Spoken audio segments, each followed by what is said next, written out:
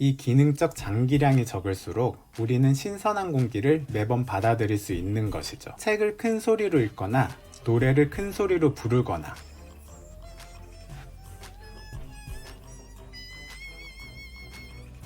또는 여러 가지 악기를 부는 겁니다.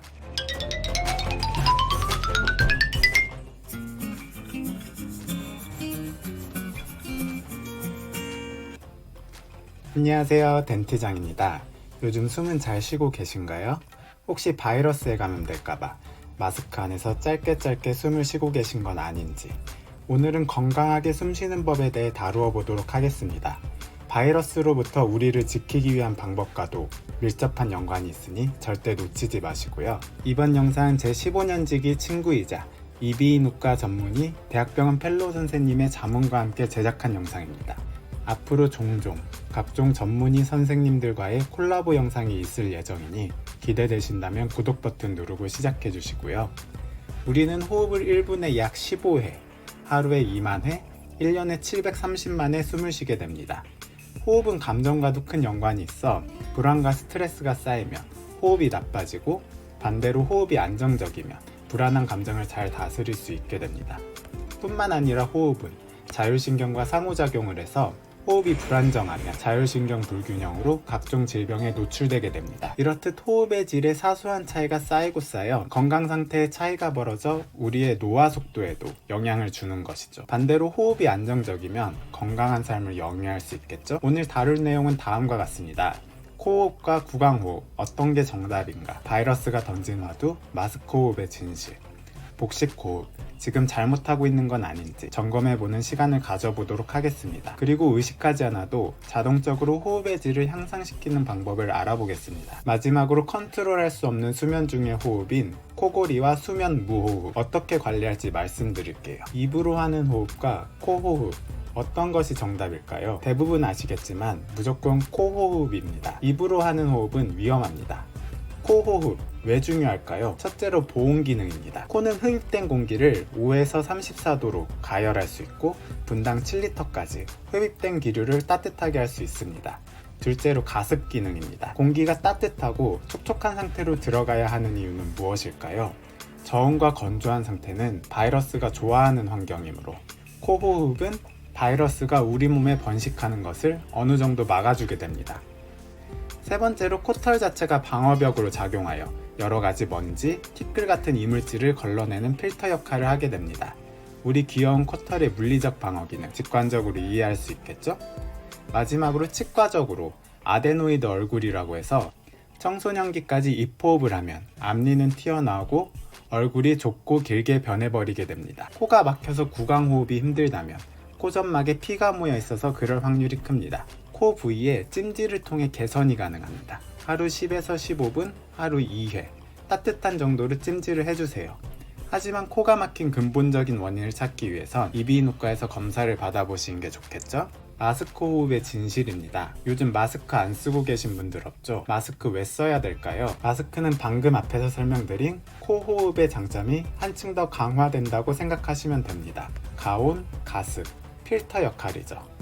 그뿐만 아니라 날숨의 영향으로 마스크 내의 온도와 습도가 올라가 건강한 호흡에 더없이 좋은 환경을 조성해줍니다. 바이러스가 잠잠해져도 겨울철에 마스크를 쓰는 건 건강한 호흡을 위해 꼭 필요한 일입니다. 심호흡 혹은 복식호흡, 많은 분들이 그 이점에 대해 강조하고 계시죠? 대표적인 심호흡법 하나 말씀드리면 478 호흡법이라고 해서 4초간 코로 숨을 들이마시고 7초간 숨을 멈춘 상태에서 유지, 8초간 입으로 내쉬는 겁니다. 이때 들이쉬는 시간을 2에서 3초, 정지하는 시간은 1에서 2초, 내쉬는 시간을 4에서 5초로 제시하는 논문도 있고, 여기서 숨을 들이마실 때 배를 내밀고, 숨을 내쉴 때 배를 당겨주는 복식호흡 응용법 등 다양한 방법이 존재합니다. 일단 복식호흡의 장점부터 살펴보죠. 첫째로 호흡을 천천히 깊게 하게 되어 불안감을 해소하고 스트레스를 해소하는 데 도움을 줍니다. 둘째로 통증학의 관점에서 짧고 불규칙한 호흡은 우리 몸의 통증 강도를 증가시키는 데 영향을 주게 됩니다. 심호흡을 통해 부교감 신경을 활성화시킨다면 근육의 긴장도도 떨어뜨리고 전반적인 몸의 통증을 줄이는 데 도움을 주게 됩니다. 셋째로 고혈압 노인에서 복식호흡 이완 훈련이 혈압을 낮추는 데도 효과가 있다는 논문들이 존재합니다. 마지막으로 12주에 걸친 복식호흡을 실시하였을 때 체중 감소와 뱃살 감소에도 효과가 있다는 논문도 존재해요. 하지만 잘못된 복식호흡 또는 심호흡을 계속하게 되면 어떻게 될까요? 불규칙한 맥박, 현기증, 두통으로 표현되는 과산소 증후군에 빠질 수 있습니다. 본인이 이런 증상을 느낀다면 지금 잘못된 호흡법을 하고 있는 겁니다. 제대로 된 복식호흡을 하기 위한 꿀팁을 전해드리면, 첫째로 내쉬는 숨을 충분히 잘해주는 겁니다. 방금 말씀드린 과산소 증후군에 빠지는 건 너무 훅훅 들이마시기만 해서 생기는 증상입니다. 충분히 숨을 빼주면 그 위험성을 줄일 수 있겠죠? 둘째는 복부의 움직임을 충분히 느껴주는 겁니다. 복부까지 분포되어 있는 미주신경이라는 친구를 자극하기 위함인데요. 미주신경을 자극하면 부교감신경을 활성화해 심박수를 줄이고 심신안정, 장운동을 촉진한다는 논문도 다소 존재합니다. 그리고 복식호흡 효율을 높이기 위해선 숨을 들이마실 때 어깨가 들리면 안 되겠죠? 일반적인 호흡에서 호흡의 질을 향상시키는 방법도 찾아봅시다. 복식호흡 계속하기 힘들잖아요. 딱 3가지만 실천해주세요. 첫째로 목과 어깨를 활짝 펴는 자세입니다. 거북이같이 굽은 자세는 가슴 우리를 최대 70-80%밖에 벌리지 못합니다. 그 결과 호흡이 얕아지고 신선한 공기가 충분히 들어갔다 나오지 못합니다. 제가 저번 턱관절장애 완치 훈련에서 소개해드렸던 자세를 유지해주세요. 귀 라인은 어깨 라인과 일치하고 어깨는 올리지 말고 아래로 떨어뜨리고 뒤로 당겨주세요. 어깨는 항상 아래로 뒤로 잊지 않으셨죠? 둘째로 유산소 운동입니다. 대표적인 호흡근 중 하나인 늑강근은 유산소 운동을 통해 강화될 수 있는데, 그 이유는 늑강근은 마라톤 선수들에게서 많이 발달하는 적색 근육으로 대부분 이루어져 있기 때문입니다. 근육은 크게 적색근과 백색근으로 나눌 수 있는데, 백색근은 순간적으로 강한 힘을 내어 단거리 선수에서 비율이 높고, 적색근은 느리고 오래 움직일 때 쓰여 쉽게 지치지 않습니다. 호흡의 관점에서 봤을 때 장거리 경주를 뛰고 있는 늑강근을 강화하기 위해 유산소 운동을 해야 하는 이유 잘 알겠죠? 세 번째로 소리와 숨을 내쉬는 취미를 갖는 겁니다. 우리가 숨을 내쉴 때 세포에 남아있는 공기의 양을 기능적 장기량이라고 합니다. 이 기능적 장기량이 적을수록 우리는 신선한 공기를 매번 받아들일 수 있는 것이죠. 책을 큰 소리로 읽거나 노래를 큰 소리로 부르거나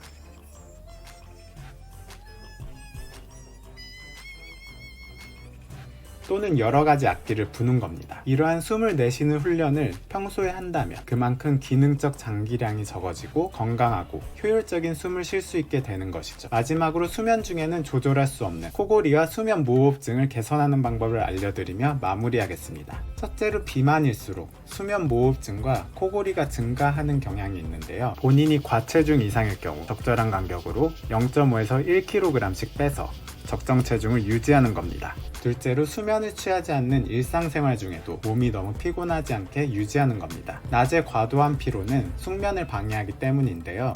적절한 컨디션 관리로 하루에서 7에서 8시간 정도 숙면을 취해주도록 합시다. 셋째로 잠들기 4시간 전까지 금주, 그리고 금연인데요. 잠자리 들기 전 술을 마시면 목구멍의 공간을 유지하는 근육의 힘이 떨어지기 때문입니다. 흡연은 기도를 붓게 하여 상기도 협착을 일으킵니다. 니코틴이 기도신경의 독성 병변을 일으켜 코골이를 유발한다는 논문도 다소 존재합니다. 적당하고 규칙적인 운동, 일주일에 5일, 하루에 30분 정도 빨리 걷기 정도만 해줘도 목구멍 근육 힘을 유지하는 데 도움을 줍니다. 하지만 잠자리 들기 전 운동은 자율신경계를 항진시켜 숙면에 방해가 되니 잠자리 들기 전 6시간 전에는 마칠 것을 권유드려요. 잠자기 전 항히스타민제, 신경안정제 복용은 피하시고요. 코골이나 수면 모흡이 있다면 옆으로 누워서 주무세요. 똑바로 누워 자는 것은 중력에 의해 혀가 뒤로 밀려 목구멍이 더 좁아질 수 있습니다. 침대의 머리와 상체 부분을 10cm 정도 높게 해주는 것은 도움이 되지만 너무 높고 두꺼운 베개는 목을 꺾어 목구멍을 더 좁게 할 수 있기 때문에 사용하지 말아주세요. 야식은 수면 시 위산 역류증으로 폐쇄성 수면 모호흡증을 악화시킬 수 있습니다. 그 밖에 지나친 낮잠, 너무 밝은 실내, 너무 춥거나 더운 환경에서 자는 것을 피해주세요.